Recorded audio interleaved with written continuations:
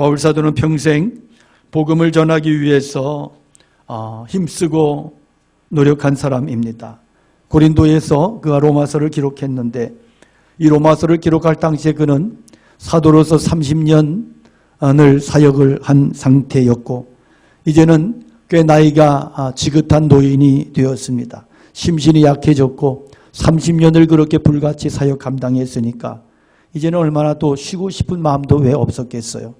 얼마나 넓은 지역에 복음을 전했는지 19절을 보면 이 일로 인하여 내가 예루살렘으로부터 행하여 일루리곤까지 그리스도의 복음을 편만하게 전했다 그랬어요. 일루리곤은 지금의 유고슬라비아 지역입니다. 그러니까 동부 유럽 지역이죠. 그러니까 터키로부터 동부 유럽에 이르는 이 광대한 지역에 예수님의 복음을 아주 편만하게 전했던 거죠. 당시는 교통수단이 원활하지 않아서 대부분 걸어서 복음을 전했어요. 터키 성지 연수 가보면 이게 한 도시에서 다른 도시로 이동을 하는데 버스를 타고 이동을 해도 하루 종일 걸리고 뭐 이렇게 엄청나게 먼 거리예요. 얼마나 열정적으로 바울 사도께서 복음을 증거했는지 알 수가 짐작이 됩니다. 그러면 이제는 좀 그렇게 정말 불치듯이 그렇게 사역을 하고 목숨을 걸고 그렇게 사역했으면 좀 쉬어도 되지 않느냐는 생각할 수 있잖아요. 그런데 바울 사도는 이제는 내가 좀 쉬어도 누가 뭐라 하겠냐 그렇게 생각하는 게 아니고 아니다. 스페인까지 갈 거야. 이렇게 말씀을 해요. 스페인까지 땅끝까지 복음 전하러 갈 거다. 그래서 지난 시간에 나눴지만 28절 보면 그러므로 내가 이 일을 마치고 이 열매를 저희에게 확증한 후에 너희에게를 지나 서바나로 가리라. 여기서 일 마치면 너희를 지나서 거쳐서 스페인 땅까지 가겠다는 거죠. 이것은 바울 사도의 평생의 선교 비전이었고 기도 제목이고 간절한 소원이었어요.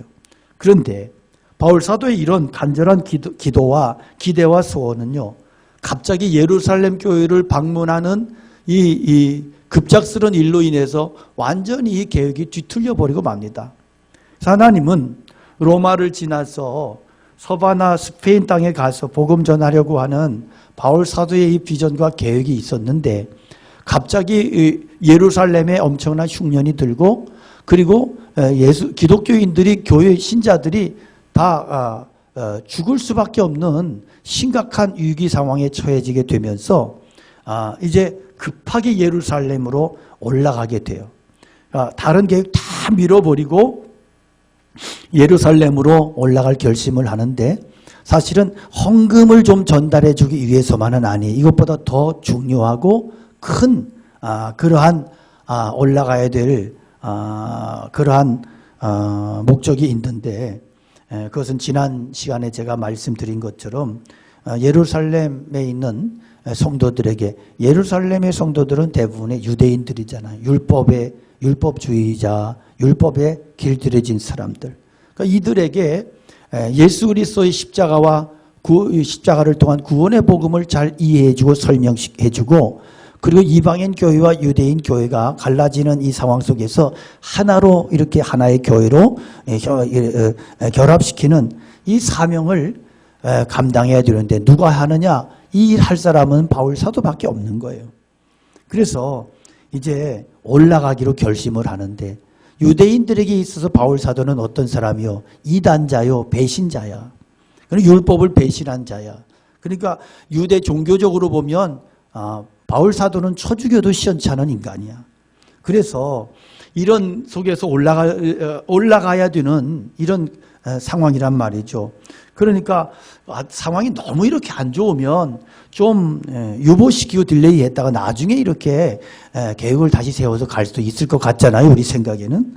그러나 바울 사도는 자기의 편의를 따라 움직이지 않고 하나님의 이끄심을 따라 성령의 이끄심을 따라 움직이는 사람이에요. 그래서 그가 방문하는 것은 헌금을 전달하기 위한 목적만이 아니고 복음에 대해서 굉장히 지금 예루살렘 교회가 오해를 하고 있는 거예요. 바울을 죽이려고 그래요. 그리고 이들은 다 율법의 친화적인 율법에 길들여진 사람들 있잖아. 유대교 배경을 가지고 있으니까 이들은 복음을 정말 잘 이해하지 않으면 이제 유대교 신자로 그렇게 다시 회귀할 수밖에 없는 이런 위험한 상황도 있는 거예요. 이 교리적인 문제가 굉장히 쉬운 문제가 아니고, 그리고 이들의 오해를 푼다고 하는 것은 그렇게 단순한 문제가 아니에요. 이건 목숨을 건 문제야. 위험한 길이에요. 갔다가 죽을 수도 있어요. 맞아 죽을 수도 있고, 이것을 바울 사도가 몰랐던 게 아니에요. 위험을 직감하고, 그래서 오늘 본문에서 기도의 제목을 가지고 로마 교회를 향해서 나가는 겁니다.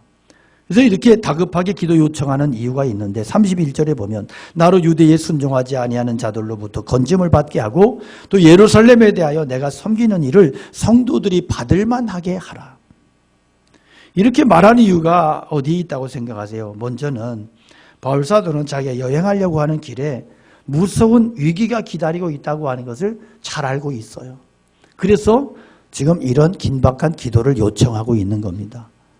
그러니까 헌금을 모아오긴 했지만 누가 갖다 주느냐 말이에요. 또 헌금을 전달해 주는 것만이 능사가 아니에요. 이것을 잘 받아들여야 되고, 또 그들에게 복음을, 오해된 복음에 대한 이 교리를 내용을 잘 설명을 해줘야 되는데 갈 사람이 없어. 바울 사도가 가지 않으면 누가 감당할 만한 능력자가 없는 거예요. 그래서 목숨 걸고 올라가는 겁니다.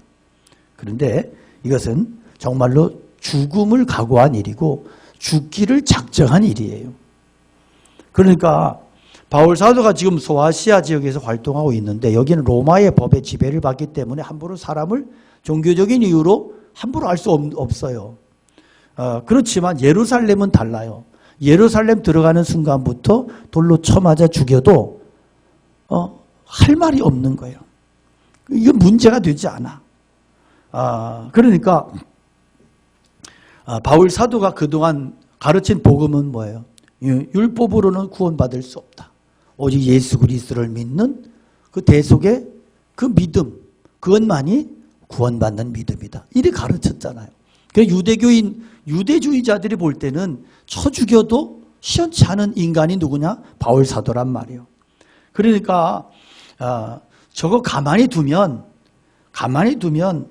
위험하다.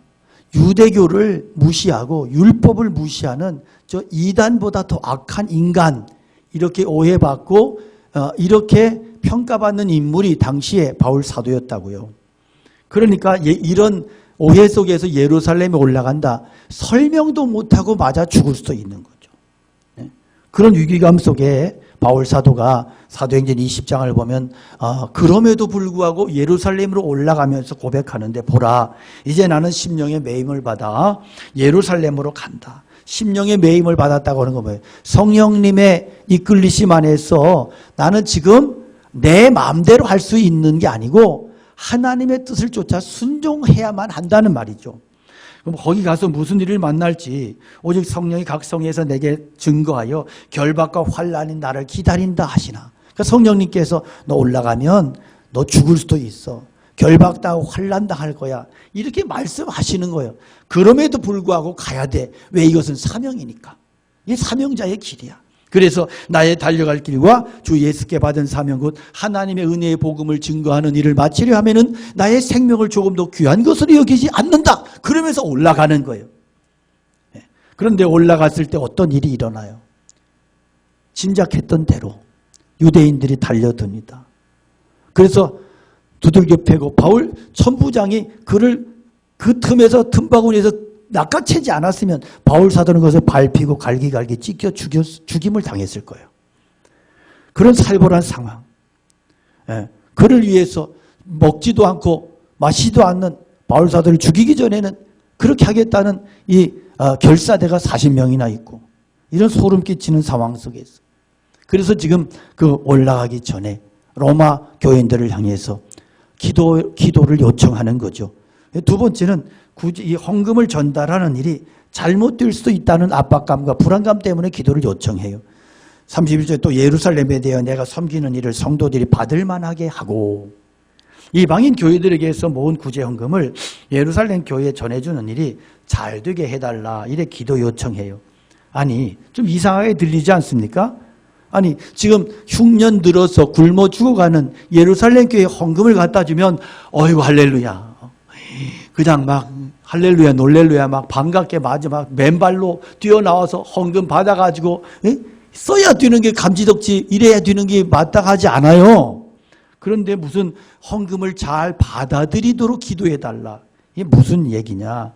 당시에 율법주의자들이 교회 안에 많이 있었고 교회 안팎으로 율법주의자들이 이게 득세를 하는 상황 속에서 이방인 교회가 헌금을 보냈다.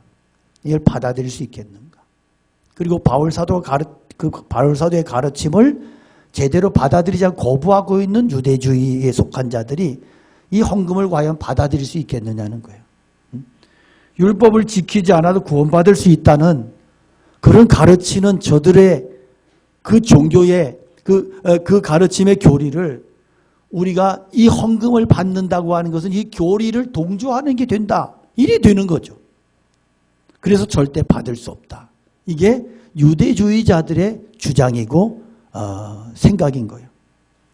그러니까 바울 사도가 만일에 이게 헌금을 가지고 올라갔는데 유대주의자들이 득세하면 가로막고 너 그런 거 필요 없다 이렇게 해버리면 바울 사도는 다 굉장히 어려워지는 거예요. 그리고 또 이걸 보낸 이방인 교회는 또 뭐가 돼요? 이방인 교회 이걸 어떻게 그래? 그럼 니들하고 우리는 같이 갈 수 없다 이렇게 돼버리면 교회는 다 산산조각 나는 거예요. 이게 굉장히 어려운 상황이에요. 이런 상황 속에서 바울 사도가 결심하는 것은 갖다 그들의 이해를 시키고 이방인 교회와 예루살렘 교회가 유대인 교회가 같이 하나 돼서 한 성령 안에서 한 그리스도 안에서 하나의 교회를 이루도록 이것 때문에 바울 사도는 목숨을 걸고 예루살렘으로 그 모든 비전을 내려놓고 포기하고 예루살렘으로 올라가게 되는 겁니다. 그래서 기도해 달라는 거예요. 그래서 세 번째는 예루살렘에서 사역 마치고 로마에 가서 교인들하고 신자들하고 좀 쉼의 시간, 회복의 시간을 갖고 싶은 것이 바울 사도의 소박한 꿈이야. 참 눈물 나는 이야기야. 그러니까 이 예루살렘으로 가는 일은 굉장히 압박감이 심하고 공포와 두려움에 굉장히 힘든 과업이요. 이걸 잘 마치고 내가 이것을 잘 마치고 너희들에게 가서 쉼을 얻고 싶다. 그리고 쉬고 나서 서바나로 스페인으로 가서 마지막 사명을 다했으면 좋겠다. 이것이 바울 사도의 소박한 꿈이야. 근데 여기에 하나의 조건을 붙이는데요. 로마에 가서 쉬고도 싶고 위로도 받고 싶지만 하나의 단서를 붙여 하나님의 뜻을 따라 그랬어요. 하나님의 뜻을. 이게 무슨 얘기예요? 하나님의 뜻이 허락하지 않으면 갈 수도 없고 쉴 수도 없다. 바울 사도는 이걸 너무 잘 알고 있는 거예요. 내가 가서 쉬고 싶어도 내가 위로받고 싶어도 하나님의 뜻이어야 된다는 거죠. 하나님의 뜻이 아니라면 그럴 수 없는 거예요. 그래서 이것이 하나님의 뜻 가운데 되어지게 해달라. 그렇게 기도하고 있는 겁니다. 그리고 여기서 한 가지 의문을 가질 수가 있는데 아니 바울 사도를 하나님께서 유대인들의 손아귀 위에서 구원하시는 것이 하나님의 뜻이라면 뭐 하나님이 알아서 구원시킬 텐데 뭐 이렇게 로마 교회에 뭐 기도를 부탁하느냐는 거죠. 아니 뭐 하나님이 그렇잖아요. 하나님이 뭐 밴댕이 속 좁은 뭐 그런 하나님이신가요? 하나님이 여러분 뭐 로마 교회가 기도하면 그러면 사도 바울 살려주시고 로마 교회 기도 안 하면 하나님이 사도 바울 죽여요? 뭐 그런 일이 어디 있어요? 우리가 폭넓게 생각해 보자고 신앙을. 그렇지 않잖아. 어차피 하나님의 뜻이라면 그가 살 수도 있고 죽을 수도 있고 하나님의 뜻이 죽는 거라면 죽는 거예요. 근데 왜 로마 교회가 기도하지 않으면 아무 일도 안 될 것처럼 기도를 부탁하는 거냐 이렇게 생각할 수 있어요. 이렇게 오해할 수 있어요. 기도에 대한 심각한 오해 때문에 우리 이런 생각을 할 수 있는 거다. 자, 오늘날 기독교 신앙에 대해서 기도에 대한 가장 심각한 오해는 뭐냐 하면 기도하면 여러분 어떻게 생각하세요? 기도의 명제, 기도의 정의. 그러면 내가 원하는 소원을 능력의 하나님께 빌어서 내 소원을 그분의 힘으로 성취하는 것이 기도다. 이렇게 생각하죠. 이렇게 얘기하는 게 아주 귀에 쏙 들어오죠. 이건 기독교가 말하는 기도 아니에요. 그러니까 한국 교회는 늘 이런 식으로만 기도를 가르쳐 왔어. 물론 기도에는 우리의 간절한 소원을 하나님께 구하고 아련다고 하는 의미가 들어있어요. 그러나 여러분 성경이 말씀하는 기도는 뭐예요? 내 뜻, 내 욕구, 내 요구를 그분의 능력으로 내가 취하는 게 아니고 내 뜻을 구하는 것이 아니고 하나님의 뜻을 구하는 것이고 기도의 목적은 내 뜻이 아니라 하나님의 뜻이 성취되는 것이 기도의 목적인 거예요. 이것이 성경이 말하는 기독교 신앙의 기도의 내용이고 목적인 것입니다. 그러니까 너무 다른 거죠. 근데 우리는 일반적인 생각 가지고 늘 그렇게 그렇게 어떤 복의 개념을 가지고 기복적인 개념만을 가지고 기도를 이해하다 보니까 그러니까 자기 욕심을 위해서는 막 목숨을 걸고 기도해. 그런데 교회를 위해서 하나님의 뜻을 위해서 하나님의 나라를 위해서 기도하라 그러면 벙어리가 되는 거예요. 그러므로 여러분 기독교 복음에서 말하는 기도라고 하는 것은요. 내가 필요한 것을 얻어내는 수단이 아니에요. 그런 방법으로 존재하는 게 아니에요. 기독교 복음에서의 기도는 뭐냐 하면 기도를 통해서 하나님의 전능하심 앞에 무능한 연약한 인간이 무릎을 꿇고 그래서 그 기도를 통해서 내가 하나님을 전적으로 신뢰하는 믿음이 더 깊어지고 강하여지고 견고해지는 거예요. 이 기도의 목적이에요. 그래서 기도는 뭐냐? 하나님께 모든 것을 맡기고 그리고 하나님만을 의지하는 것을 배우는 시간이에요. 이게 기도예요. 그래서 우리는 기도를 통해서 인간의 무능함을 깨닫고 점점 더 하나님을 신뢰하는 전적으로 신뢰하는 믿음의 사람으로 계속 그렇게 되어가는 것이고 하나님의 뜻 앞에서 더 겸손한 사람, 순종의 사람으로 그렇게 만들어져 가는 거예요. 이것이 바른 기도의 역사이고 이것이 기도의 내용이고 이것이 기도를 통해서 우리가 누리게 되는 은혜이고 축복인 것입니다. 그렇다면 내가 기도한 대로 안 되어도 그래도 내가 실망할 일이 아니다. 왜? 하나님은 내가 그렇게 기도하지만 나의 기도를 통해서 여전히 하나님의 선하신 뜻을 이루어 가시고 그리고 기도하는 나를 통하여 하나님께서 그 선하신 뜻을 이루는 도구로 써주시는 것이니까. 그래서 내가 아무리 큰 일을 이뤄도 내가 내 기도를 자랑할 수 없는 거예요. 내가 기도했더니 이런 일이 있었어. 까불지 말라는 거예요. 그렇게 좀. 방정 떨지 말고. 가장 웃기는 것이 뭐냐면 자기의 기도를 자랑하는 거예요. 이거 교만이에요. 영적인 교만이고. 그러니까 우리가 기도하는 것은 기도를 통해서 나의 나약함과 나의 무능함과 이런 것들을 형편없음을 하나님 앞에 무릎을 꿇고 전능하신 하나님을 내가 신뢰하며 그 하나님 아버지의 뜻을 따라 내가 순종하기를 훈련하고 그것을 결심하고 그 뜻을 내가 받아들이고 순종하며 살아가는 것이 이것이 진짜 기도의 능력이란 말이에요. 할렐루야. 잘 알아들으셨으면 좋겠어요. 진짜로. 그래서 이렇게 볼 때 바울 사도가 기도해달라 부탁하는 것은 모든 것은 하나님의 뜻 가운데 되어질 것이고 그리고 너희들의 그 기도를 통해서 하나님께서 내게 힘을 주시고 그리고 이 어려운 핍박 안 당할 수 없어. 고난 안 당할 수 없어. 죽을 수도 있어. 그렇지만 너희들이 기도를 통해서 내가 힘을 얻고 내가 하나님의 사명을 감당하고 내가 그 능력 받아서 주의 뜻을 이루는 도구로 불쏘시개로 쓰임받기를 원한다. 이런 의미가 있는 거예요. 그렇기 때문에 유대인의 손에 맞아 죽는다 해도 내 기도가 응답되지 않았다 이게 아니에요. 실망할 필요가 없는 거예요. 왜? 그 시간은 내 뜻이 아니라 하나님의 뜻이 이루어지는 시간이기 때문에. 그리고 하나님께서는 그 하나님의 뜻을 위해서 나를 쓰실 것이기 때문에 나를 살려서 쓰시면 살려서 감당할 것이고 죽여서 쓰시면 죽여서 감당할 것이다. 이것이 진짜 믿음의 고백이고 이것이 진정한 믿음의 역사를 살아가는 성도의 고백이고 삶의 내용인 것입니다. 결국 바울 사도의 인간적인 소원은 하나님의 뜻이 아닌 것으로 판명이 났어요. 뭘 보고 우리가 사실 알 수 있어요?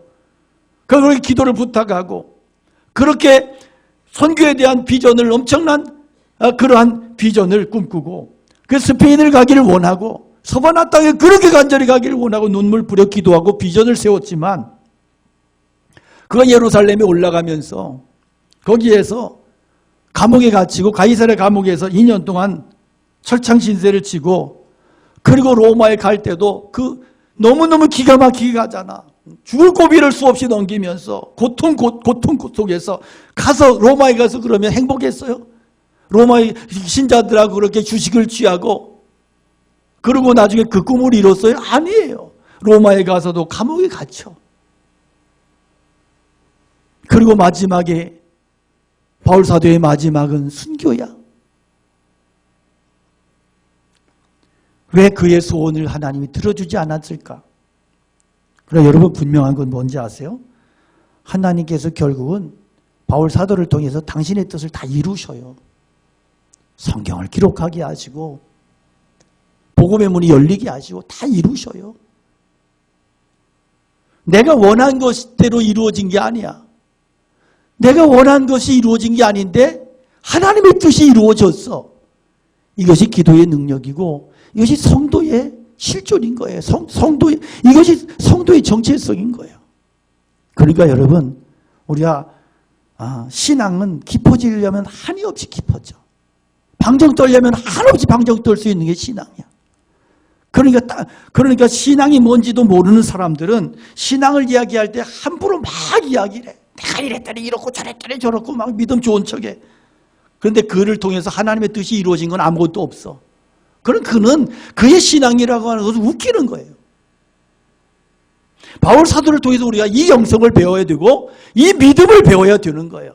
기독교가 말하고 있는 믿음, 성경이 말씀하고 있는 그 믿음은 내가 원하는 대로가 아니에요. 내 뜻대로가 아니에요. 내 뜻대로 하나도 안 됐어. 그런데 결국은 주님의 뜻을 이루셨어. 그 주님의 뜻을 이룬 나는 도구로 쓰임받았어. 도구로 쓰임받는 것이 영광이고 이것이 감격인 거예요. 이것이 기독교가 말씀하는 신앙이고 믿음이에요.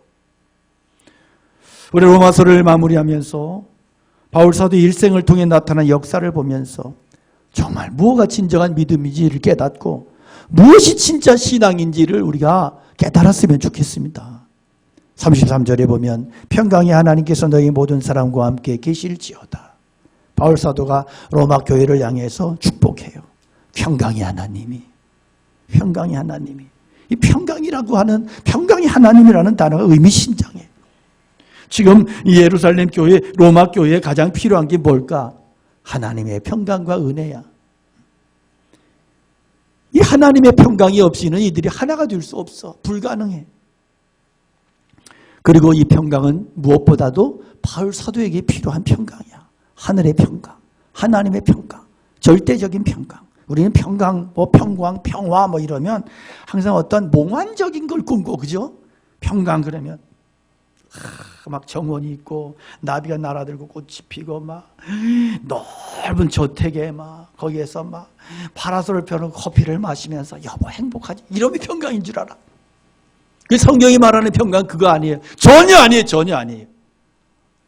성경이 말씀하고 있는 평강은요, 환경이 아니에요. 환경으로부터 주어지는 게 아니에요. 빌립보서 4장 6절에 아무것도 염려하지 말고 오직 모든 일에 기도와 간구로 너희 구할 것을 감사함으로 하나님께 아뢰라. 그리하면 모든 지각에 뛰어나신 하나님의 평강이 그리스도 예수 안에서 너희의 마음과 생각을 지키시리라. 할렐루야. 이 말씀 어디서 기록된 말씀이에요? 감옥 속에서. 감옥 속에 있는 바울 사도가 감옥 밖에 있는 성도들을 보니까 너무너무 힘들어해. 평강이 없어. 그들이 하나님의 능력이 없어. 너무 힘들어해. 시험 들어있어. 감옥 속에서 바울 사도가 명령하는 거예요. 성경을 기록한 거예요. 하나님의 평강이 너희 마음과 생각을 지키시도록 너희가 그렇게 기도해라. 할렐루야. 나는 비록 감옥 속에 있지만 나는 지금 하늘의 평강을 누리고 있으니까 너희도 나처럼 하늘의 평강을 누리기를 원한다는 거예요. 오늘 우리가 예배 시간에 찬송 413장 찬송을 드렸어요. 내 평생에 가는 길 순탄하여. 너무너무 은혜스러운 찬양이고 이 곡 자체가 굉장히 평화로워. 그죠? 굉장히 저 이 찬양 너무너무 좋아하는 찬양이야. 근데 이 찬양의 배경은 그렇게 평강이 아니야. 이 찬송을 지은 사람이 시카고 의대 법의학 교수였던 스팻포드라고 하는 그러한 교수님이고 집사님이에요. 1873년 미국 시카고에 대화재가 나서 다 도시가 다 탔어요. 불탔어요. 그때 엄청난 사람들이 죽고 재산을 잃어버리고 했는데 이 스패포드 교수, 이 집사님도 집이 다 불에 타고 그리고 그가 섬기던 이 무디 장로교회가 불에 엄청나게 불에 타고 피해를 입었어요. 이분이 그 무디 장로교회 회계 집사님이에요. 우리말로 하면 기둥집사예요. 기둥집사. 큰 교회 기둥집사. 교회학교 교사였고 YMCA 활동을 했고 노스웨스트 대학원 신학대학의 이사였어요. 그래서 이 화재 때문에 부인이 병이 걸렸어. 부인이 쓰러졌는데 의사의 처방은 뭐냐 하면 당신의 부인은 좋은 환경으로 옮겨서 이렇게 치료하지 않으면 회복이 될 수 없다. 이런 판명을 받아요. 그래서 이분이 뭘 결심하냐 하면 프랑스로 이렇게 좋은 환경으로 보내기로 결심을 합니다. 그렇지만 자기가 할 수가 없어요. 지금 화재 뒷정리도 해야 되고 뭐 그냥 출석하는 교회도 불타버렸고 또 회계 집사고 그러니까 뒷수습 때문에 내가 나중에 다 정리하고 나중에 합류할 테니 갈 테니까 먼저 가라 그러면서 부인하고 네 딸을 보냅니다. 자, 이들이 이제 배를 타고 가는데 이 프랑스 여객선을 타고 가는데 바다 한가운데에서 영국 여객선하고 충돌이 일어나요. 부딪혀서 배가 침몰이 됩니다. 거기에서 226명이 죽는 끔찍한 사고가 일어나. 거기에서 네 딸이 그 자리에서 죽었어. 부인은 겨우겨우 구조받아 살았어. 간신히 구조받아서 영국 웨일즈의 카디프항에 도착을 해서 급히 전보를 보냈어요. 이 전보를 소식을 받고 스패포드 이 집사님이 얼마나 충격을 입었는지 급히 전보를 받고 이제 가장 빠른 배편으로 영국으로 갑니다. 슬픔 가운데 항해를 하고 있는데 어느 날 선장이 선장실로 이 스패포드 교수를 집사님을 불러요. 그리고 진지하게 정중하게 이렇게 이야기합니다. 교수님, 지금 이 배는 교수님의 네 딸이 죽은 그 지역을 통과 중입니다. 이 얘기를 듣고 스패포드 교수가 자기 선실로 돌아와서 거기에서 감정을 주체하지 못하고 절규하며 울부짖습니다. 하나님 어떻게 나에게 이런 일이 일어납니까? 내 딸을 한 번에 잃었습니다. 교회도 불타고 집도 불타고 제가 그렇게 하나님 앞에 충성스럽게 신실하게 주님 섬겼는데 어떻게 나에게 이런 고통이, 어떻게 나에게 이런 끔찍한 고통이, 이런 고통을 허락하십니까? 그리고 막 울부짖어요. 몇 시간 동안을 밤 12시간 넘도록 그렇게 울부짖어요. 그런데 그렇게 울부짖고 절규하다가 그토록 걷잡을 수 없었던 마음에 그 폭풍이 가라앉고 지금까지 느껴볼 수 없었던 엄청난 평안이 그의 심령에 꽉 이렇게 엄습하고 밀려 들어와요. 놀랍게도 그 억울함과 그 고통과 이 모든 것들이 다 사라지고 마음 가운데 정말 감당할 수 없는, 그동안 느낄 수 없었던 엄청난 감격과 평강의 은혜가 그를 휘어감았어요. 거기에서 이분이 메모지를 꺼내서 기록한 그 찬송시가 찬송가 413장 가사입니다. 내 평생에 가는 길 순탄하여 늘 잔잔한 강 같든지 아니면 큰 풍파로 무섭고 어렵든지 나의 영혼은 이런 환경에 상관없이 평안합니다. 내 영혼 평안해. 내 영혼 평안해. 내 영혼 평안해. 조공 중에 구름이 일어나며 큰 나팔 소리 울려날 때 주님 이 땅 오셔서 세상 심판할지라도 내 영혼은 겁 없으리. 내 영혼 평안해. 내 영혼 평안해. 우리 이 찬양을 부를 때 참 마음이 평강을 느끼잖아. 그런데 이 찬송화에 담겨져 있는 이 영성은 엄청난 거예요. 엄청난 영성. 다 잃어버렸어. 재산 잃어버려. 내 딸 잃어버리고 부인은 그 충격으로 쓰러져서 정신이 오락가락하고 이런데 어떻게 평안이 올 수 있어?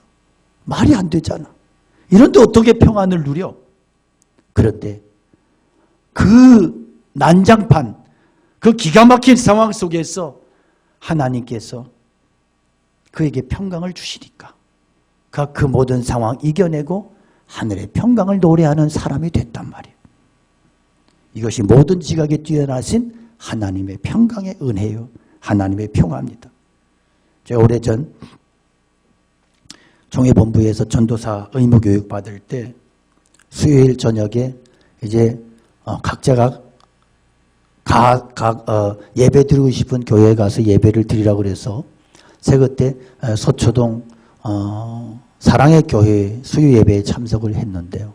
그때 이제 옥하는 목사님 살아계실 때 사회를 보시고 거기에 이제 선교사님 한 분이 나와서 말씀을 전하는데 그분이 이제 사랑의 교회가 파송한 선교사님이셨어요.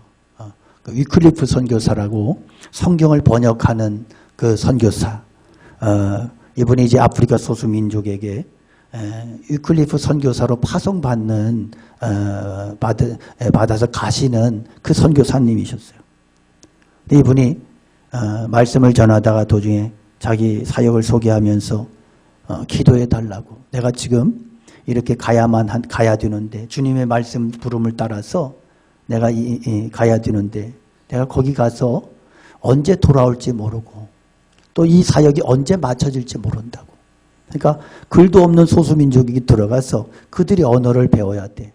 그리고 내가 그들의 언어를 배우고 나서 글씨를 만들어서 그들에게 가르쳐야 되고 그리고 그 글씨 만들어진 글씨로 성경을 번역해서 그들에게 가르치고 구원의 복음을 전해야 돼. 이게 얼마나 어려워. 얼마나 기가 막혀. 이 사역을 이야기하면서 이분이 강단에서 우세요. 그리고 자기를 위해 기도해 달라고. 근데 제가 구석에 앉아가지고 얼마나 많이 울었는지 몰라요. 제가 너무 부끄럽고 저렇게도 주님 앞에 순종하는데 저렇게도 하나님의 말씀 앞에서 목숨을 걸고 가는데 제가 너무너무 많이 울었어요. 그리고 그 모습을 보면서 그렇구나. 저 모습이 바로 사도 바울이 걸어갔던 그 길이었구나. 우리는 신앙생활하면 늘 이기적이야. 떡을 먹어도 내가 큰 떡을 먹어야 되고 선물을 받아도 내가 더 좋은 거 받아야 되고 늘 이런 식이야. 우리는 신앙이라고 하지만 내가 가지고 있는 신앙이 과연 주님께서 기뻐하시고 주님이 인정하시는 믿음인지에 대해서는 생각도 없어. 여러분, 오늘 우리의 믿음을 다시 한번 돌아보기 원합니다. 그래서 성경이 우리에게 말씀하는 믿음은 하나님의 말씀 앞에 전적으로 순종하는 능력이야. 기도할 때 하나님은 기도하는 자의 믿음을 견고하게 해주시고 그 믿음에 순종할 수 있는 용기와 능력을, 힘을 주세요. 우리가 기도할 때 하나님께서는 부족하고 연약한 우리를 통해서 바울 사도를 통해 보여주신 것처럼 당신의 거룩하신 뜻을, 완전하신 뜻을 성취해 가십니다. 그리고 그렇게 가는 그 과정 속에서 하나님께서 당신의 평강을 부어주시는 거예요. 이게 능력인 거예요. 사람들이 볼 때 기뻐할 수 없는데 기뻐. 사람들이 볼 때 저는 절망할 수밖에 없는데 그는 기쁨으로 감사로 하나님 앞에 사역할 수 있는 거야. 그 길이 아무리 어렵고 힘들어도 하나님께서 당신의 백성들에게 평강과 은혜로 채우시고 참된 구원으로 참된 생명으로 계속 밀고 가시고 이끌어 가시는 거예요. 우리 모두가 내 삶의 자리가 아무리 어렵고 힘들어도 기도를 통해서 순종하는 믿음으로 나가고 아무리 환경이 어렵고 힘들어도 하늘의 평강과 은혜로 넉넉히 세상 이기는 참 믿음의 성도들 다 되시기를 주님의 이름으로 축원합니다. 우리 함께 찬양 올려드리겠습니다.